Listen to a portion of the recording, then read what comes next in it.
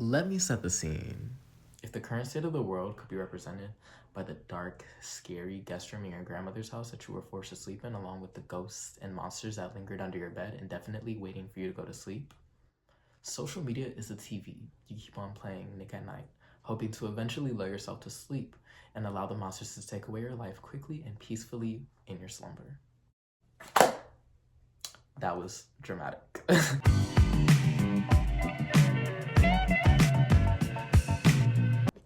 Oof, I just wish I could see this setup right now. All sorts of ghetto. But I don't care, ghetto gonna get you there. That's what they don't talk about. Today we're back. I'm just like, my biggest, I guess, creative inspiration is fear. Like, the second I start like just getting real like fearful and paranoid, I just start like having to speak. Like, I just start having to like, I guess, share. So what's been on everyone's mind, what's been on the collective consciousness is obviously the ban on TikTok. I feel like a lot of people's, not only like, I mean, obviously a lot of people's like livelihoods were made from that app, but like TikTok was just a part of most people's, you know, daily routine at this point. At least people my age or people that I surround myself with, you know, we usually go on TikTok at least once a day. And now that it's gone, well, it's not gone. It's not gone, but I delete. Okay, here's my story.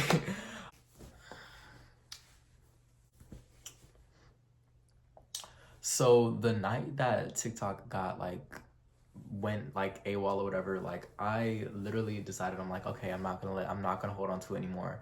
I was literally just like already like for the past like month or so, as soon as I learned about the band or whatever, I was just like, okay, I need to start like distancing myself from her. Like, I need to start, you know, I need to get my cutoff game ready. You know, I need to be ready to cut it off. And so the night that I got banned, which was the night before that they said it was gonna be banned. Well, not the night before, but like it was the same night, but it was like 9 o'clock instead of like 12. I expected it to be like banned like 12 o'clock that night. Like, I was just gonna be waiting on the phone and seeing it happen, but got banned like a couple hours before. I didn't put on my skincare. So the night that I got banned, like I immediately deleted it off my phone. I was like, end of an era. I had just like mentally prepared myself. I was like, okay, I'm done. But it went back in service like right after, like literally like maybe a couple hours of the next day or something like that. But like, the only thing that I really missed about like TikTok was my recipes, like, or like all the saved videos I had. Like, that's the only thing that like I actually got value out of. Like, TikTok was so good for like just searching up, like if you needed to like look something up or like find a video, you were not gonna find it on Instagram, you're not gonna find it on YouTube. I mean, you might find it on YouTube, but Instagram search engine is literally terrible. Like, you cannot search a reel for the life of you on Instagram. But on TikTok, you look up like, what did I do? Like, you can look up anything basically and find the video that you're actually looking for and try to talk about. I'm literally talking on the phone with my friend as it's happening, and she sends me like a screenshot of what it says when you like reopen the app. And the second I read, like literally the second I read Trump, I was like, oh, I'm not re-downloading it. Mind you, I could have re-downloaded it if I wanted to. Clock that T. It's gone. Like, and if they do put it back on the App Store, which I'm sure they will, I'm still not gonna read. Well, no promises, because I do want my recipes. But at the same time, it's very, very, very scary. That's the main topic I wanted to touch on. If anything, like, if this has taught me anything, is that literally any and everything is up for grabs when it comes to propaganda or trying to spread misinformation. I feel like anything that has Trump's name on it, or, you know, he has his hand in the pot in, whether it be financially or influentially, i.e. now Twitter and TikTok, because, you know, Elon Musk and stuff like that, I feel like anything that he has like involvement in is just prone to be like just skewed in his favor, whether it be like the things that are said, the advertisements, the data that's collected. I just don't want to be a part of it anymore. I deleted Twitter like years ago, but TikTok, I'm not gonna go back on there. Like, well, okay, no, but me putting this out there online, I have a oath to not be back on there. So if you see me on TikTok, clock my C, whatever, I don't care.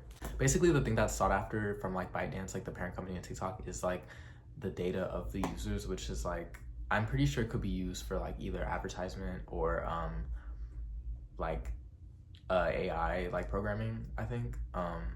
Don't take that for verbatim, but that's what I'm getting from it.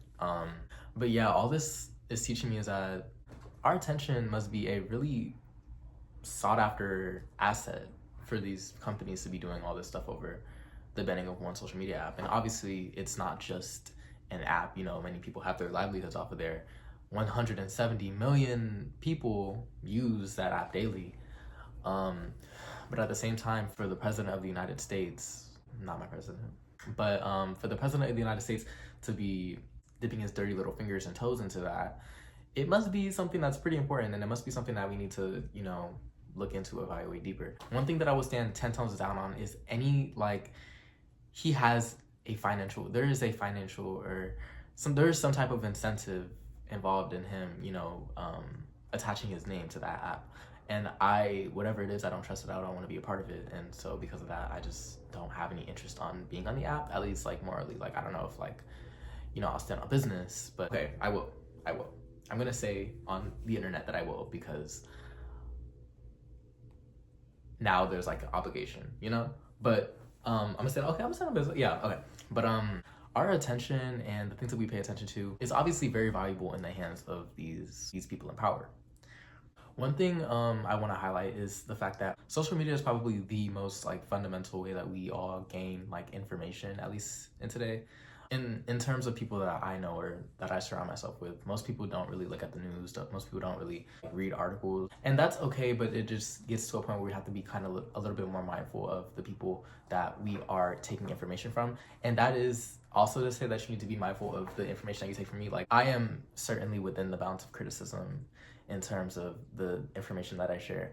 I like to say that I'm in a constant state of practice at all times. Quoted from the great Herbie Revoltus. I love his channel, y'all should watch him. But I like to say that I'm in a constant state of practice, as he says, because there's no failure when you're in a constant state of practice. I'm constantly taking in information and learning just as much as I'm putting this stuff out, you know? Only reason I'm saying the things I'm saying is just, I guess, just to get your mind on it, you know? I feel like it's so important for our generation to get involved in these types of things, just because like we can't sit down and be blissfully ignorant for the rest of our lives. We have to be a little bit mindful about, you know, the things that, not only the things that we're like saying, but also the things that we are consuming, you know? Not all media is thought invoking, not all media is, and I'm not saying that like it all needs to be. I love an ASMR video. Oh my god, like, no, the thing about me is I will watch an ASMR video down, or those Korean street food videos where they like make the food. Like, I love those videos down, but I think it would help if we divulged our attention from celebrities and, you know, musicians and their lives and stuff like that, and start focusing on the things that are gonna affect the other 99% of people on earth. The main like scary thing that I was trying to get at is that the fact that we all do get so much of our information from online and from social media, it's very scary how, like, most of the social media apps that we do use, i.e. Instagram being owned by Meta, Facebook owned by Meta, now TikTok having association with Donald Trump, like, y'all don't think it's a little scary that all these apps that we're gonna be on and using are gonna have influence from these billionaires that are also trying to make their mark on the political landscape? I mean, obviously, like, this is on YouTube right now and probably gonna be like posted on like my Insta story or whatever. But at the same time, like, we all just need to raise our eyebrows just a little bit in terms of the places that we're spending our attention. We need to know that these services are not free, and we need to understand just a little bit more about the price of these services. Most people aren't really paying a monthly fee to be on Instagram or TikTok, but just understand that if you're not paying monetarily, if you're not paying money, then you are the product. There is something that you are giving up in order to engage in these apps, whether it be your data, your information, or your interest to people who want to sell you stuff off the TikTok shop, or, you know, like, just get your information. Like, there's always an ulterior motive. There's always something to be gained. There's always something to be lost. I think myself especially needs to just be a little bit more mindful that ain't shit sweet. Like, I don't know. Isn't it funny? The first time a TikTok ban, like the thought of a TikTok ban was ever introduced into the public was because of a Trump rally in 2020. If you guys remember, there was a Trump rally in 2020. Let me fact check myself real quick. So I'm sorry, the rally was in Tulsa, Oklahoma, and out of the 19,000 seat capacity stadium that they had, and the millions of people who requested attendance, only 6,200 people actually showed up, and were actually there in the rally. The rest of those tickets and the rest of those people who said that they registered that wanted to come were actually done in a form of protest on TikTok. A bunch of K-pop stans, of all people, organized their followers on TikTok to register and get a ticket for the rally and not show up. As the New York Times reported, the low attendance came amidst a viral campaign allegedly orchestrated by TikTok users and K-pop fans to flood the Trump campaign with ticket requests for the Tulsa rally and then no-show the event, resulting in a significantly underfilled arena. Now, if that's not cunt, I don't know what is. Like, but yeah, basically 2 months later,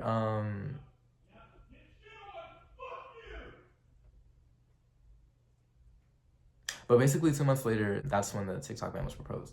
So yeah, that is just like so funny, and that's just such like a great example of how like we just need radical union and radical cooperation, and we can actually like make changes. I mean, obviously that's like a small example, but like still, like that was cool. Like I like that. But yeah, losing TikTok, not only will people be losing access to, you know, entertainment, they're also going to be losing access to easily digestible forms of knowledge and, you know, just bits of media that could help us later on. And that doesn't just stop at my recipes that I'm still mad about losing. Like includes, you know, information on bills being passed, or, you know, local elections, or laws, or like rights that we're losing. Many things that you could do in order to prepare yourself for, you know, infringements or loss in bodily autonomy that may be happening within the next few years. Places where you can buy cheap and easy birth control. Like people share these types of things on TikTok. I'm saying losing access to, like, we don't have like TikTok still, but at the same time, with his incentive in mind, and with him having a hand in the pot, and with him being able to most likely control the things that you're able to see on TikTok, everything is up for grabs, honestly. And I love to laugh just as much as the next person. Like if you know me, like I'm always laughing. Like I always have something to laugh about. But I think it needs to be said, and don't fight me, but you know, maybe baddies and now that TV isn't the best thing. Now, you know, like maybe it's not the, like maybe it's not what we need to be spending so much of our time on. I don't know, and I'm not trying to sound like holier than thou, but like at the same time, because we all have our like, I have my things that I just watch when I don't want to like think about anything, you know. But at the same time, like bro, like I don't know, like we're putting money into that, you know, like we're paying for these subscriptions, and it's just like eat or like I don't know, I can't explain it. Another thing that I think is worthy of note in terms of like our attention and stuff like that is the idolization and like the attention that we pay to celebrities.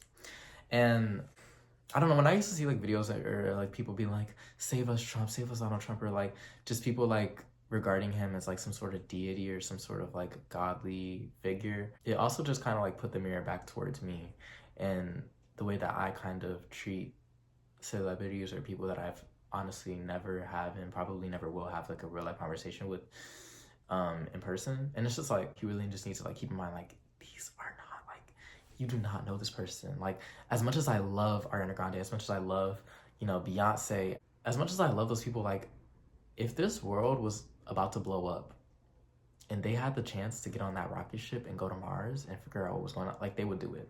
I'm sorry. Like they're not staying here with us. I'm sorry. Like they don't really care about us as much as they want us to think that they do. It's just they won't have our best interests at heart, and that's okay. Honestly, 9 times out of 10, most of us will probably get on that spaceship too. Like, but at the same time, we cannot assume that these people are like holier than thou, or that they have our best interests at heart, or that they are somehow a part of us, when in reality they have so many resources, they have so many like options, and they have this barrier of separation between us, the money, you know, that they have, and the power that they hold. We can't assume that they're going to be on the same page as us in terms of the plutocracy. Like they're going to be on top, they're going to have the influence, the money. Like your shit does it, the fan, they're going to have the money to be in the last place in the world that's going to be affected by the environmental devastations that may hit us. Prime example, fires in LA. Those celebrities are gone. They're not in LA anymore. They left.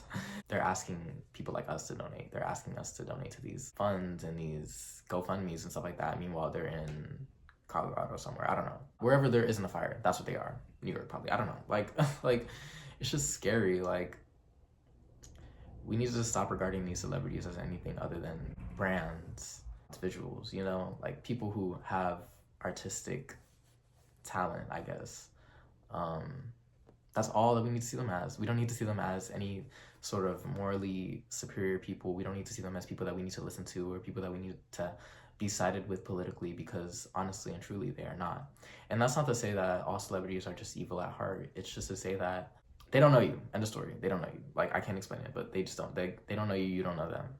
So don't think that they are above anything. That's all I'm saying. Like, just, we need to idolize the people that we have in our real lives. We need to idolize our neighbors. We need to idolize the working class people, that the people that keep the world going. Because if we all just stop going to work for a day, if we all just stop buying this for a day, like, everything could crumble. We have the power in ourselves. We need to acknowledge that and be aware that we are the change makers in society, as much as it may be hard to believe. And I understand it is very hard to believe right now, but still, like, it wouldn't be a top if not for the foundation, the bottom. We're 99%, like I said, where we sit. But yeah, I just wanted to get that off my chest while it was clear on my mind, and share your thoughts on the TikTok ban, or how you felt, or how many recipes you, oh my god, like, I'm still stuck on that. Like, I'm so sorry. Like, we're losing recipes. We're literally losing recipes. Like, I'm sorry. I think hearing your guys' perspective on things, like, just, is probably like the best part of me making these like videos. Like, I feel like I just be spiraling alone in my room sometimes, but like, hearing other people like text me and be like, you know, hey, I saw your video, I really enjoyed it, I was also thinking about that same thing. Like, it reassures me, and it makes me think I'm not crazy, which, I mean, or it just makes me think that like there are multiple people who are crazy like me, you know, like, we could be tweaking together. But yeah, just let me know if you resonated with anything that I said. I'm gonna be trying to be a little bit more consistent in making these videos back to back. But yeah, thanks for watching.